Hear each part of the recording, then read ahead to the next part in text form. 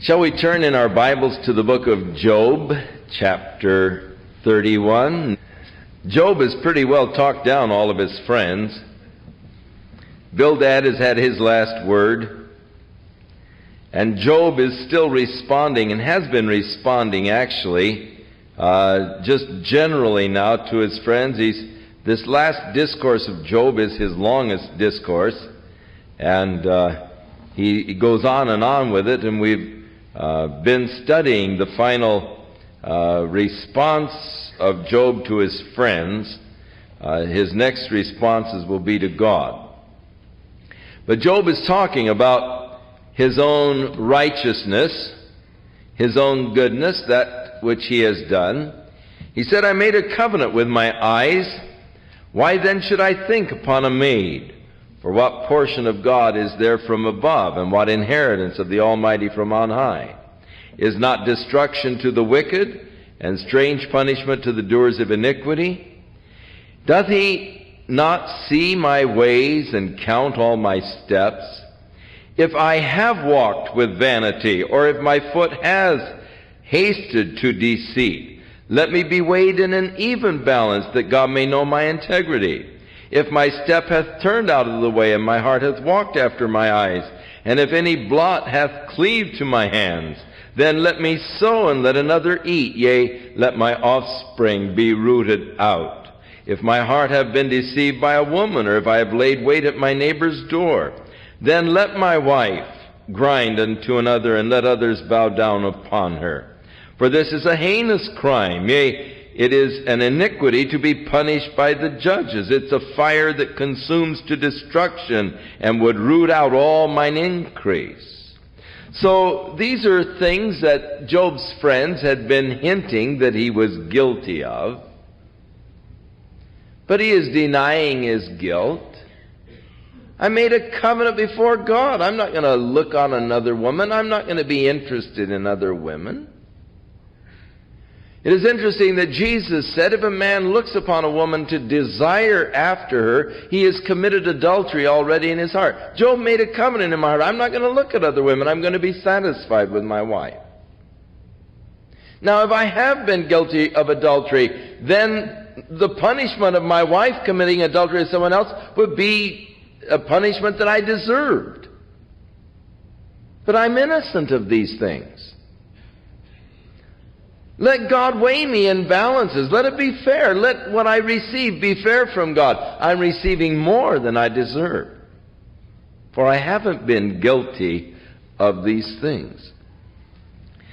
Job, speaking of the lust, said it's a fire that consumes to destruction. It would destroy all my increase. The Bible speaks about a man who through foolish woman is brought down to a crust of bread. What destruction unbridled lust can bring. It can destroy great men, can bring them down. And so Job speaks of it, of a fire that destroys, the burning lust. If I did despise the cause of my manservant or maidservant when they contended with me, what shall I do when God rises up? For he visiteth, and what shall I answer him? Did not he that made me in the womb make him, and did not one fashion us in the womb? Now, Job is speaking here of the fact that he had not really lorded over his servants, that he looked upon them as equals. We were both, all of us, created in the womb. It's really a tragedy when men begin to think themselves superior to others, rather than realizing that all of us have been created by God. And in God's eyes there is no ranking, there is no superiorities.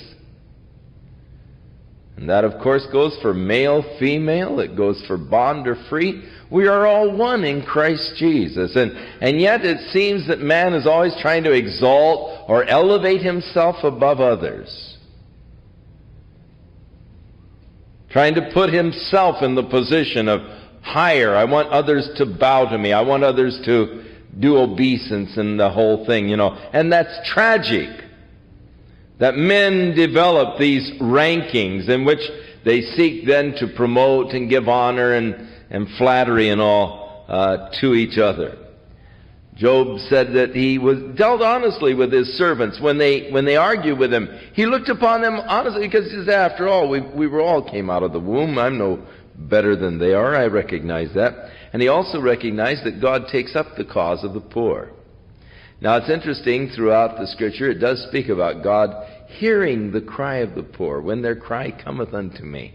And God talks about taking vengeance upon those that would oppress the poor.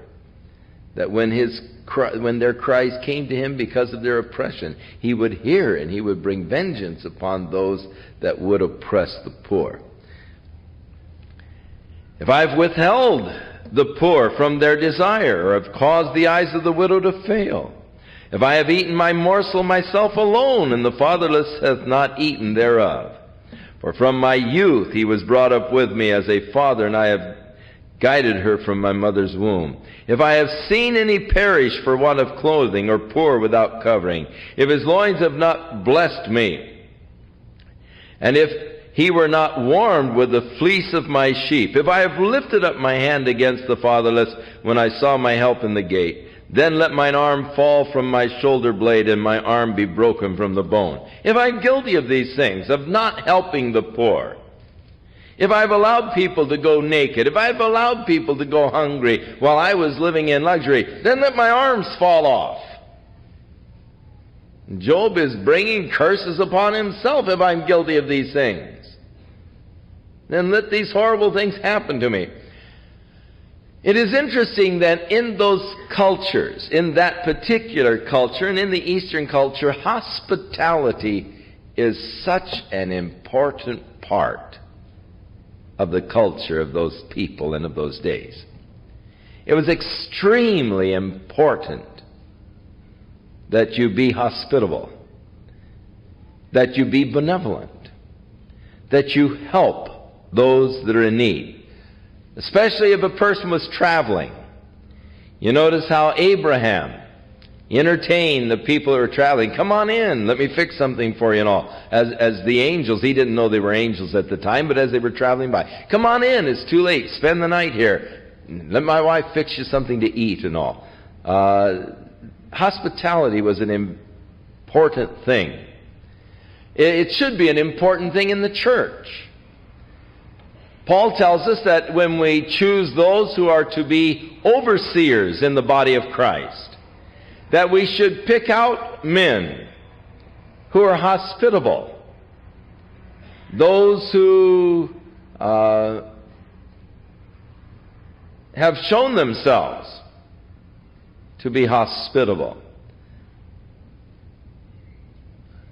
Our Southern California culture seems to be very isolated. I have been in other parts of the United States where people seem to be more hospitable than they are here. Down in the South,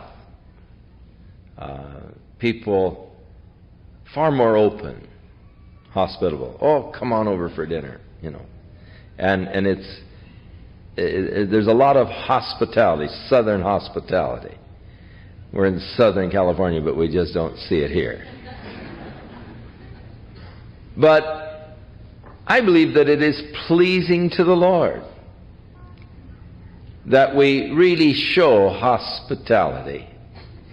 If there is someone who is visiting, someone who is a stranger, that we open up our doors to them, that we invite them over for dinner, or that we show them hospitality. The Bible says, be careful to entertain strangers. You don't know, but what you might one day be entertaining an angel unaware.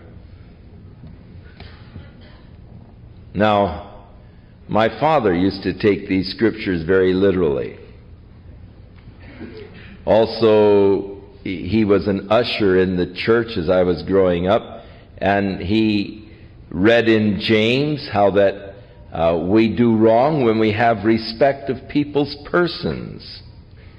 if one comes into church and he's all dressed up, wearing diamonds and all, you say, oh, come on in, sit in this, nice chair. He said, yet if someone comes in rags, you say, go sit in the corner, So,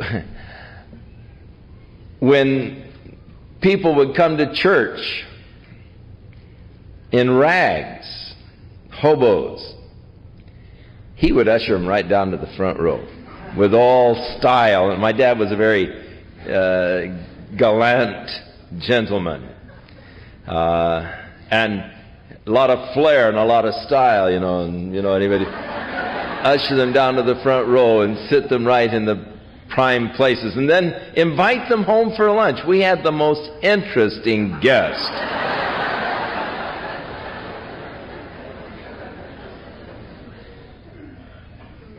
They had the smell of the antiseptic from the mission so many times.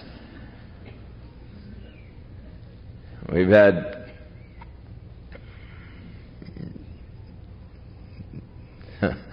all kinds of, I could tell you stories that you'd hardly believe of some of the people that we've had at our house. We had one fellow that Dad invited home for dinner, and he stayed for a couple of weeks with us.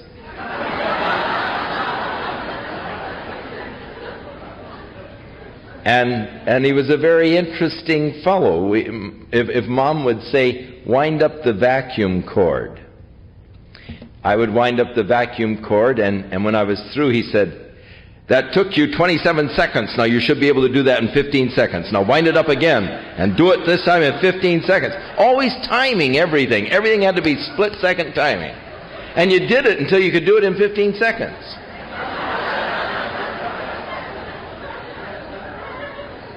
We later found out that this guy was a bank robber.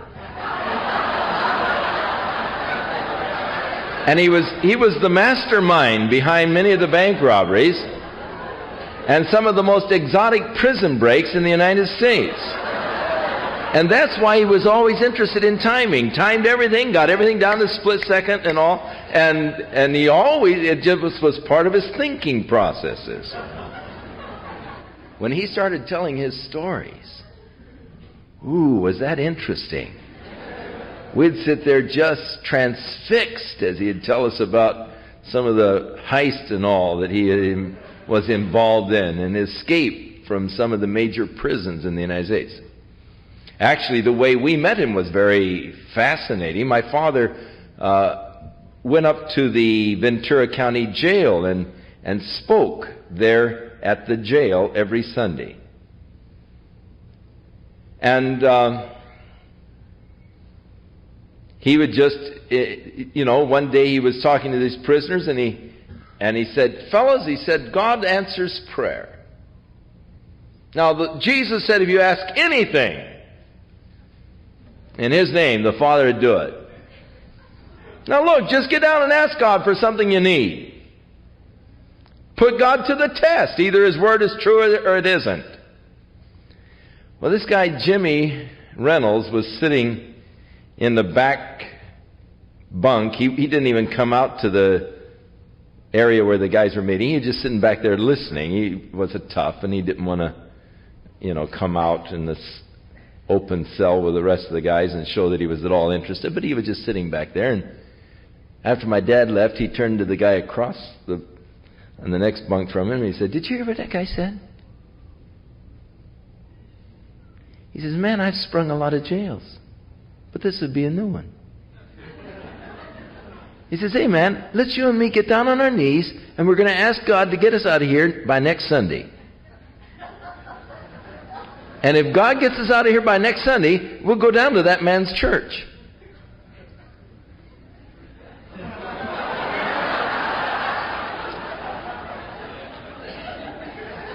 My father was also the Sunday school superintendent at the church, and so we always got to church a half hour early.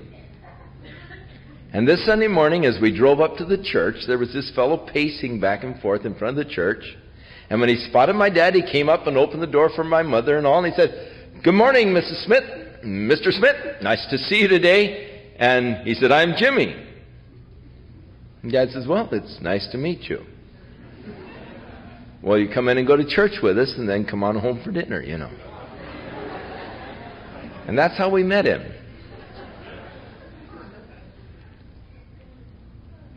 Now, after he left, my dad went to the sheriff and he said, you know, we've had an interesting house guest for the last couple of weeks. He said, he's told us some very fascinating stories. He said, the thing I want to know, though, is how did he get out of jail? And the sheriff told my dad, he says, Mr. Smith, he said, that was a mistake. He said, we weren't supposed to release that man. He said, we had picked him up on a vagrancy charge in Oxnard. We were holding him here. But he said, on our cards, when we have a prisoner and there's a hold on them because of their being wanted in other places, he said, we always type up at the top of the card a red hold. He said, we had a new trustee typing cards. And so he thought that it didn't look neat to have that hold up in the right-hand corner, so he typed it down in the bottom of the card. And so he said that Sunday morning, as they were going through the cards, they came across Jimmy Reynolds and found that we had held him as long as we legally could without filing charges, and we really didn't have any charges to file. But we were holding him because of his prison escapes from Oklahoma State Prison and several federal penitentiaries. And he said we were supposed to be holding him to extradite him back there. But he said in going through the cards that morning, they just came to his card, saw that his time was up as far as what we could legally hold him, and they didn't pull the card all the way out. And so that Sunday morning, they called Jimmy Reynolds. He said, yep. They said, you're free. And he says, I'm what? And they said, you're free. And he says, Mr. Smith, he said, I've broken a lot of jails in the country, but he said, this is the first time I've ever had one like this, you know. Hospitality. Now, that wasn't an angel unaware in that particular case. Oh, some of the things that happened when I was a kid.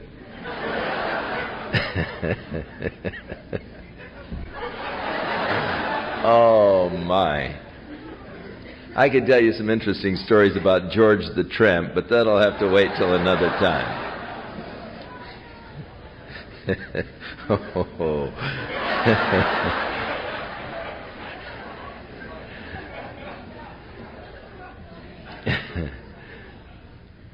Oh, but my dad was quite a guy.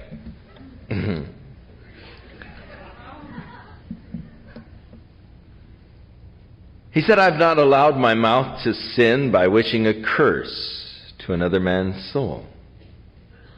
Verse 30. If the men of my tent said not, oh, that we had his flesh, we cannot be satisfied. The stranger did not lodge in the street, but I opened my doors to the travelers. If I cover my transgression as Adam, interesting, he refers to Adam, isn't it? Evidently, the stories of Adam were widely circulated even by the time of Job, even though the book of Job perhaps precedes in writing the book of Genesis. That is, that it was written before. Yet he is aware of Adam's attempt to cover his sin by sowing the fig leaves, by hiding my bosom in my iniquity. Did I fear a great multitude, or did the contempt of families terrify me, that I kept silence and went not out of the door? So surely I would take upon my shoulder and bind it as a crown unto me. He said, I would declare unto him the number of my steps as a prince. I would go near unto him. If my land cry against me, or that the furrows likewise thereof complain, if I have eaten the fruit thereof without money, or have caused the owners thereof to lose their life, let thistles grow instead of wheat, and the cockle instead of barley. The words are Job, and I've had it. That's it, you know. I'm innocent. And the final declaration of his innocence before his friends. So, sitting by was a young man whose name was Elihu. So these three men, Bildad, Zophar, and Eliphaz, ceased to answer Job because he was righteous in his own eyes. Then was kindled the wrath of Elihu, against Job, and his wrath was kindled because he justified himself rather than God. Now Job, in all of his complaints, was saying, I am just in this, I am innocent. And he was justifying himself rather than God. Now, we oftentimes do this. It is important, though, that we justify God. I know that God is good. I know that God is righteous. I know that God is fair. I don't understand why God is doing this. You see, Job did not justify God in the issues by declaring, well, God is fair. He was actually saying God is unfair. He's unfair to me because I haven't done anything to deserve all of this. So Elihu, standing by, really became angry with Job because he sought to justify himself rather than to justify God. And he was also angry with Job's friends because they could not answer Job. They couldn't really pin anything on him, and yet they were condemning him without being able to pin anything directly on him. So he waited till Job had spoken, because they were older than he was. And when he saw that they were not answering, his wrath was kindled. And he said, I am young, and you're very old. Wherefore I was afraid, and I dared not to show you my own opinion. I said, days should speak, and the multitude of years should teach wisdom. But there is a spirit in man, and the inspiration of the Almighty gives them understanding. And great men are not always wise, neither do the aged understand judgment. So far, you're batting 1,000, Elihu. He's made some interesting observations.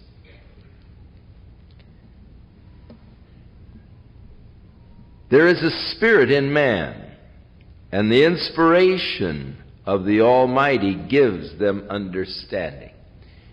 He could see the anointing of God upon a man to give to the man wisdom and understanding. But great men are not always wise. Now, you don't have to go very far to illustrate that truth. And neither do the aged always understand judgment. Therefore I said, hearken to me, I'm going to show you my opinion. And he spends a lot of time just telling us what he's going to say. He doesn't really say too much, but he spends a lot of time telling you what he's going to say. Hearken to my opinion. Behold, I waited for your words, to give ear to your reasons, while you searched out what to say. Yes, I attended unto you, and behold, there was none of you that convinced Job or that answered his words, lest you should say, we have found out wisdom, God thrust him down, not man. Now he hath not directed his words against me, and neither will I answer him with your speeches. They were amazed, and they answered no more. They left off speaking. When I have waited, for they spake not, but stood still, and answered no more, I said, I will answer also my part. I will show you my opinion, for I am full of the matter, and the spirit within me is forcing me. Behold, my belly is as wine which has no vent. It's ready to burst like new bottles. I will speak that I may be refreshed. I will open my lips and answer. Let me not, I pray you, accept any man's person, neither let me give flattering titles unto man. For I know not to give flattering titles. In so doing, my Maker would soon take me away. Oh, I like this. God help me not to give flattering titles unto man. I heard flattering titles for so many years, I'm absolutely sick of flattering titles. Ladies and gentlemen, let me present unto you God's man for the hour, you know. And all of these flattering things that we say concerning man.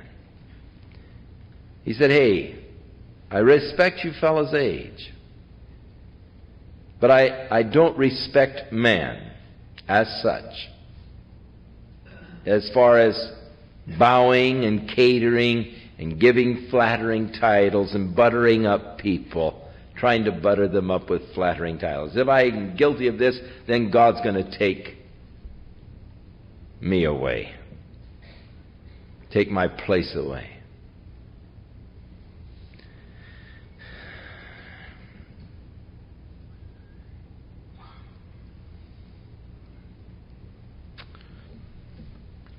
My heart has been sickened by the way we have sought to elevate men even in the Christian community, by flattering titles, declaring the greatness of their works and all. God help us. Wherefore Job, he said, I pray thee, now hear my speech, hearken to all my words. Behold, I've opened my mouth, my tongue has spoken in my mouth. My words shall be of uprightness of my heart, and my lips shall utter knowledge clearly. The Spirit of God hath made me, and the breath of the Almighty has given me life. If you can answer me, set your words in order before me. Stand up. Behold, I am according to your wish in God's head. Now, he's going now a little far. Job was saying earlier, that there was someone between us, that could lay his hand on. Now, I'm what you wished for. I'm standing here in God's stead. Elohu, you're getting carried away. So I depart from him at this point.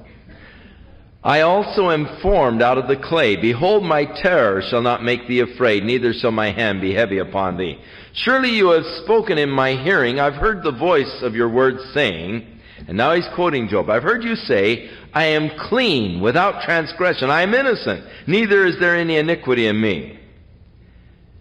And he heard Job say concerning God, behold, he finds occasions against me. He counts me for his enemy. He puts my feet in the stocks. He marks all my paths. Behold, in this, Job, you are not just. I will answer thee, that God is greater than man. Why do you strive against him? For he gives not account of any of his matters. God doesn't owe you any apologies. God doesn't owe you any explanations. Paul said concerning God that he is as the potter and we are as the clay. And what right has the clay to say to the potter, why have you made me like this? Why did you put that wrinkle in me? I have no right to challenge God. As a lump of clay, the potter has sovereignty over my life. He can make of me whatever he wants to make of me. He can do with me whatever he wants to do with me. He can make me a vessel of honor, a vessel of dishonor. He can make me a drinking cup or a garbage pail. He has absolute power over my life. And he doesn't owe me explanations, though I'm oftentimes demanding explanations from him. God, what did you do this for? Lord, why did you allow that to happen? I'm demanding that God give me an explanation. God give me a reason. He doesn't really owe me any explanations. He can do whatever he wants without having to explain to me. Now, we sing farther along, we'll know all about it. Farther along, we'll understand why. Cheer up, my brother, live in the sunshine. We'll understand it all by and by. And we'll talk it over in the by and by. We'll talk it over, my Lord and I. I'll ask the reasons. He'll tell me why when we talk it over in the by and by. Do you think I'm going to sit down in heaven and say, now, Lord, do you remember back in 1980, that weird thing that happened? Now, why did you do that, Lord? No way. When I get there, I'm going to be so glad just to be there and so excited to get it on with whatever God's got in store. I'm not going to be challenging God or asking God for the reasons why things happen to me here on the earth. At that point, I can care less. Just glad to be there and to enter into the excitement and the thrills and the joys of His eternal kingdom. So, there are some people that may want to get to heaven and sit down and get all the explanations for life and all. Not me. I have no desire to waste my time in heaven with that kind of stuff. Just glad to be out of this mess. And I'll just with the Lord and there in His presence and in His kingdom. So, he declares, for God has spoken once, yes, twice, yet man did not perceive it. In a dream and in a vision of the night, when deep sleep falls upon men in slumberings on the bed. Then He opens the ears of men and seals their instructions, that He may withdraw man from his purpose and hide pride from man. He keeps back his soul from the pit and his life from perishing by the sword. Now God speaks. Once, He speaks twice. How does God speak? He speaks sometimes through dreams. He speaks sometimes through visions. God can speak in various ways to people. I think, though, that our hearts need to be open to hear the voice of God. I believe that God is speaking and does speak quite often, and we just don't understand that it is God speaking. We don't understand His voice. We're looking for some echo chamber type of voice. Charles, oh God, you know.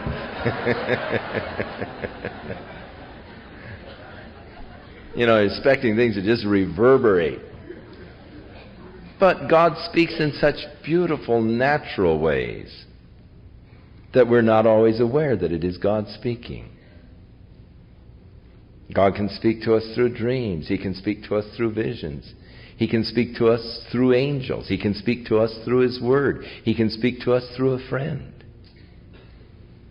God can speak to us in many different ways, and you can't really limit the ways by which God speaks to a man.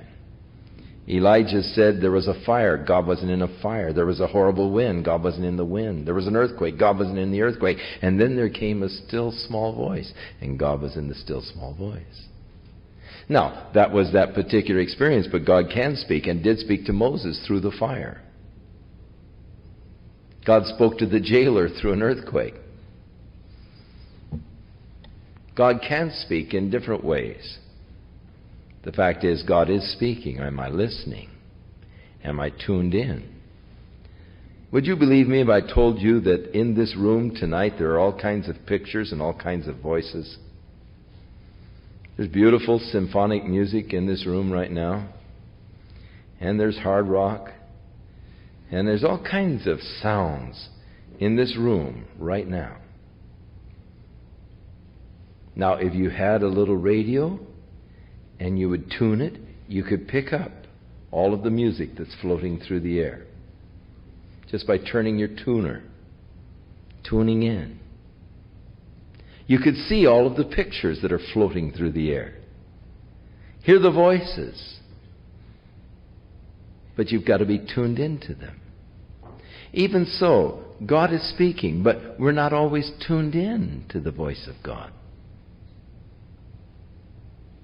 It takes really, I think, a definite act of our own will of saying, Lord, speak to me. Show me. And then waiting to allow God to speak to us. Listening to what the Lord might have to say. And I think that our mistake is that we're not asking God direct questions, and thus we're not getting direct answers. We're not listening enough to hear God speak to us. God has spoken once. God has spoken twice. He speaks in visions. He opens the ears. He turns us from our purposes in order that He might keep us back from the pit.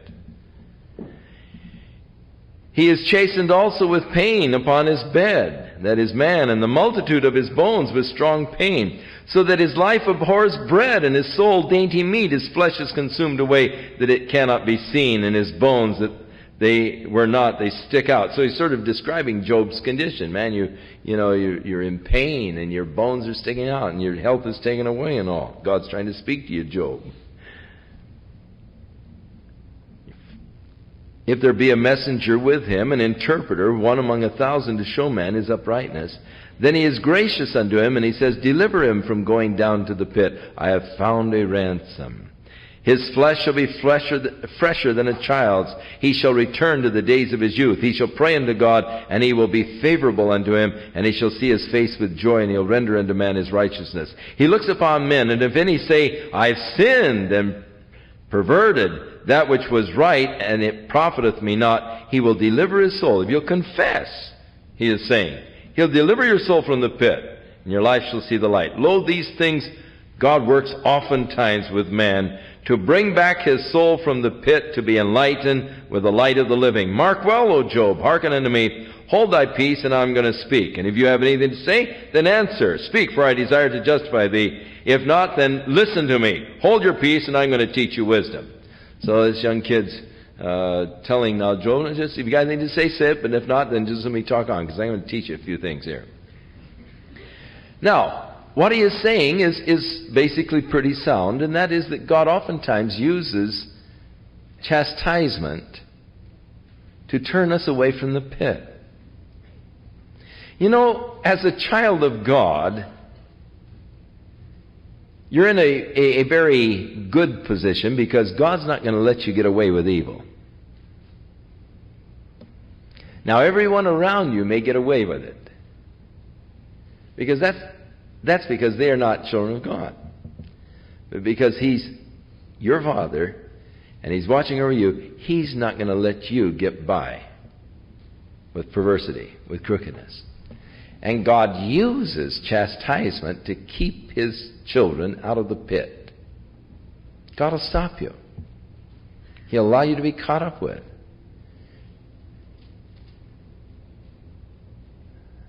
My son, despise not the chastening of the Lord, for whom the Lord loveth He chasteneth, and scourgeth every son whom He receiveth. And if you are not chastened, then you're like a bastard. You're not really His son. If you can do evil and get by with it, then I would be very worried. If you can cheat and get by with it, then you have cause to really be worried. But if you're a child of God, He's not going to let you get by. You're going to get caught up with. That's because He's trying to save you from the snare, from the pit. Furthermore, Elihu went on then, Job didn't answer. He said, hear my words, O ye wise men, give ear unto me that have knowledge. For the ear tries words as the mouth tastes meat. That's a very picturesque phrase, isn't it? The ear tries words even as your mouth tastes meat. You taste it, see what it's like. Your ears listen to it, and judges it, see what it tastes like. Let us choose to us judgment. Let us know among ourselves what is good. For Job hath said, I am righteous, and God has taken away my judgment. Should I lie against my right? My wound is incurable without transgression. This is what Job is saying. And then Elihu answers, what man is like Job, who drinks up scorning like water? Here you guys have been scorning him, and the guy's just been drinking it up like water. You ever see anybody like that? He's saying, I'm righteous, I'm afflicted for nothing. This guy's drinking up your scorn like water. Have you ever seen anybody like Job? For he hath said, it profits a man nothing that he should delight himself with God. Therefore hearken unto me, ye men of understanding. Far be it from God that he should do wickedness, and from the Almighty that he should commit iniquity. For the work of a man shall he render unto him, and cause every man to find according to his ways. Yes, surely God will not do wickedly, neither will the Almighty pervert judgment. Who hath given him a charge over the earth? Or who hath disposed the whole world? If he has set his heart upon man, if he gathers into himself his spirit and his breath, all flesh shall perish together, and men shall turn again to dust. If thou hast understanding, hear this. Hearken to the voice of my words. Shall even he that hates right govern, and will you condemn him that is most just? Is it fit to say to a king, thou art wicked, and to princes, you are ungodly? How much less to him that accepts not the persons of princes, nor regards the rich more than the poor? For they are all the work of his hands. God has created all men. And we're really, Paul said, who are you, O man, who judges another man's servant? Before his own master, he either stands or falls. God is able to make him to stand. We're not really to be guilty of condemning and judging our neighbor. Judge not, lest ye be judged. So Elihu is sort of pointing out this very same thing. God has made each man. In a moment they will die. The people will be troubled at midnight and pass away, and the mighty shall be taken away without a hand. For his eyes are upon the ways of men, he sees his going. There is no darkness nor shadow of death where the workers of iniquity may hide themselves. For he will not lay upon man more than right, that he should enter into judgment with God. He will break in pieces mighty men without number, and set others in their stead. Therefore he knows their works. He overturns them in the night, and they are destroyed. He strikes them as wicked men in the open sight of others, because they turn back from him and would not consider any of his ways. So that they cause the cry of the poor to come unto him, and he hears the cry of the afflicted. When he gives quietness, who then can make trouble? And when he hides his face, who then can behold him, whether it be done against a nation or against a single individual? That the hypocrite reign not, lest the people be ensnared. Surely it is necessary to be said unto God, I have borne chastisement, I will not offend any more. That which I see not, teach thou me. If I have done iniquity, I will do it no more. So he's really saying to Job, now Job, you'd be much better off to say to God, if I have borne this chastisement, I won't offend you anymore, and Father, show me what it is. Teach me, if I've done iniquity, that I will do it no more. Should it be according to thy mind, he will recompense it, whether you refuse or whether you choose, and not I. Therefore speak what you know. Let men of understanding tell me, and let wise men hearken unto me.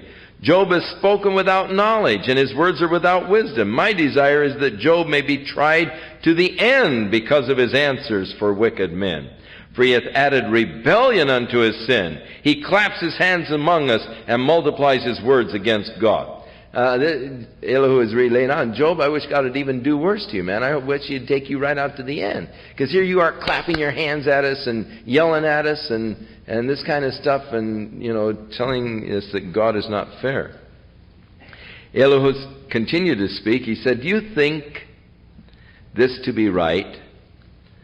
That you said, my righteousness is more than God's? Now, Job didn't actually say that, but he is taking Job's words and showing that this would be the conclusion of what Job had said.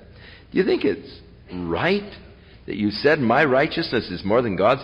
For you said, here's what Job actually said, what advantage will it be unto me, and what profit shall I have if I am cleansed from my sin? I will answer thee, and thy companions with thee. Look to the heavens and see. Behold the clouds which are higher than you. If you sin, what do you against him? Or if any transgressions be multiplied, what do you do unto him? If thou be righteous, what do you give to him? Or what receiveth he of your hand? Thy wickedness may hurt man as you are, and thy righteousness may profit the sons of men. In other words, Elihu is saying to Job, what can you add to God, or what can you take away from God? If you live a righteous life, what's it going to do? What's it add to God? If you live a sinful life, what does it take away from God? God is above man, so far above man. What advantage can God have in me living a good life? What does it disadvantage God for me to live a wicked life? You see, I can't really touch God. Now, it touches others. If I live a sinful life, others around me may be hurt by it. They may be disadvantaged by my lying or cheating or stealing. Or if I do good, others may be benefited by my good. If I feed the poor or help them out, then they can be benefited. Man can benefit by my righteousness or sinfulness, but what does it do for God? What does it add to God that I live a righteous, holy life? Interesting questions. What can a man add unto God?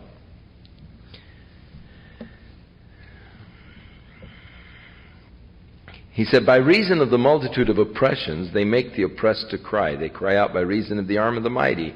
But none says, where is God my Maker, who gives songs in the night, who teaches us more than the beasts of the earth, and makes us wiser than the fowls of the heaven? There they cry, but none gives answer, because of the pride of evil man. Surely God will not hear vanity, neither will the Almighty regard it. Although you say that you shall not see him, yet judgment is before him. Therefore trust thou in him. But now, because it is not so, he hath visited in his anger. Yet he knows it not in great extremity. Therefore doth Job open his mouth in vain. He multiplies words without knowledge. Elihu continued. He's really taking them on. Just allow me a little more, and I'm going to show you what I have to speak on God's behalf. I'm going to fetch my knowledge from far off. I'm going to ascribe righteousness to my Maker. For truly my word shall not be false. He that is perfect in knowledge is with thee. Here I am, folks. This young guy is really getting carried away. He that is perfect in knowledge is with thee. Behold, he said, God is mighty, and despises not any. He is mighty in strength and wisdom. He preserveth not the life of the wicked, but giveth right to the poor. He withdraws not his eyes from the righteous, but with kings are they on the throne. Yea, he doth establish them forever, and they are exalted. And if they be bound in fetters, and be held with cords of affliction, then he shows them their work and transgressions, where they have exceeded. He opens also their ear to discipline, and commands that they return from iniquity. If they obey and serve him, they shall spend their days in prosperity, and their years in pleasure. But if they obey not, they shall perish by the sword, and shall die without knowledge. But the hypocrites in heart heap up wrath. They cry not when he binds them. Now he's talking really about Job, making a direct application, because Job is saying, I'm innocent, I haven't done anything. So, this is describing now to Job as a hypocrite in his heart. He heaps up God's wrath. He doesn't cry when God has bound him. They die in youth. Their life is among the unclean. He delivers the poor in his affliction, and opens the ears in oppression. Even so, would he have removed thee out of the strait into a broad place, where there is no straightness, and that which should be set on thy table should be full of fatness. If you'd only have repented, if you only asked forgiveness, God would have taken you out of these straits. But you have fulfilled the judgment of the wicked. Judgment and justice have taken hold on thee. Because there is wrath, beware lest he take thee away with his stroke, and a great ransom cannot deliver thee. Will he esteem your riches? No, not gold nor the forces of strength. Desire not the night when people are cut off in their place. Take heed, regard not iniquity, for this has been chosen rather than affliction. Behold, God exalts by his power. Who teaches like him? Who hath enjoined him his way, or who can say, thou hast wrought iniquity? Remember that thou magnify his work, which men behold. Every man may see it, and man may behold it afar off. Behold, God is great, and we know him not, neither can the number of his years be searched out. For he makes small the drops of water. They pour down rain according to the vapor thereof. Now, evidently, as Elihu is talking, this storm is moving in. And so the kid is so busy talking, he starts now using some of the rain that starts to fall and so forth, and he starts to weave it into his speech. But he is actually now drawing from the weather as this storm moves in. In a few moments, God is going to speak out of the storm, out of the whirlwind. God is going to speak. But evidently this storm is building up, and the thunder begins and the lightning, and he begins to sort of interweave this in his speech. He said, "For he makes small the drops of water, they pour down rain according to the vapor thereof, which the clouds do drop and distill upon man abundantly. Also can any understand the spreadings of the clouds, or the noise of his tabernacle? Behold, he spreads his light upon it, and he covers the bottom of the sea. For by them judges he the people, he gives meat in abundance. With clouds he covers the light, and commands it not to shine, and by the cloud that cometh between. The noise thereof showeth concerning it, and the cattle also concerning the vapor. At this also my heart trembled, and is moved out of his place. Hear attentively the noise of his voice, and the sound that goeth out of his mouth. He directs it under the whole heaven, and his lightning to the ends of the earth. And after it a voice roars, and he thunders with the voice of his excellency, and he will not stay them when his voice is heard. God thunders marvelously with his voice. Great things doeth he, and out of the south comes the whirlwind and the waters." And he goes on and uses actually this gathering storm in weaving it into his speech with Job. He's not really saying much, just a lot of words. And then fair weather comes out of the north with God is awesome majesty. Touching the Almighty, we cannot find him out. He is excellent in power and in judgment, and in plenty of justice. He will not afflict. Men do therefore fear him, or reverence him, and he respecteth not any that are wise of heart.